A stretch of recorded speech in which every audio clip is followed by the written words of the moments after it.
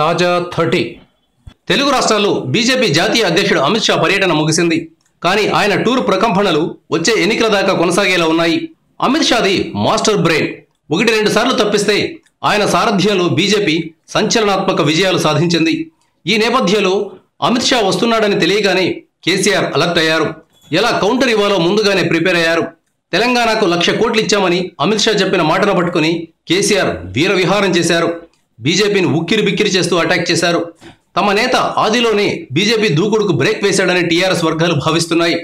అయితే కేసీఆర్ అనవసరంగా బీజేపీకి చాలా ప్రాధాన్యం ఇచ్చారని, జనం ఆ పార్టీ గురించి చర్చించుకునేలా చేశారని కొందరు రాజకీయ పరిశీలకులు అభిప్రాయపడుతున్నారు.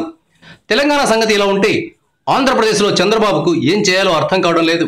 3 ఏళ్లలో అమిత్ షా ఇచ్చామంటున్న 1,75,000 కోట్లు ఏపీకి వచ్చాయనాలో రాలేదనాలో తెలియక బాబు జుట్టు పీక్కుంటున్నారు. కేసీఆర్కు బీజేపీతో పొత్తు లేదు కాబట్టి ఎంత గట్టిగానైనా మాట్లాడగలరు.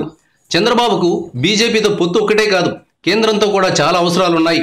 అందుకే అమిత్ షా ప్రసంగాన్ని వేలెత్తి చూపలేని స్థితిలో బాబు ఉన్నారు. మరోవైపు కావూరి సాంబశివరావు, పురంధేశ్వరి లాంటి వారిని టీడీపీ మీద అటాక్ చేయాలని అంతర్గతంగా అమిత్ షా చెప్పారని బీజేపీ వర్గాల్లో ప్రచారం జరుగుతోంది.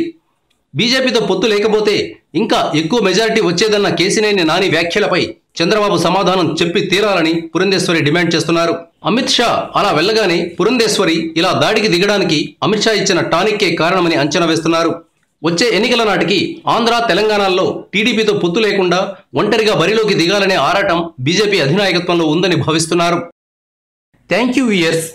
ఈ వీడియో మీకు నచ్చితే లైక్ బటన్ టచ్ చేయండి. తాజా 30 ఛానల్కు సబ్స్క్రైబ్ చేయండి. మీ మిత్రులకు షేర్ చేయండి.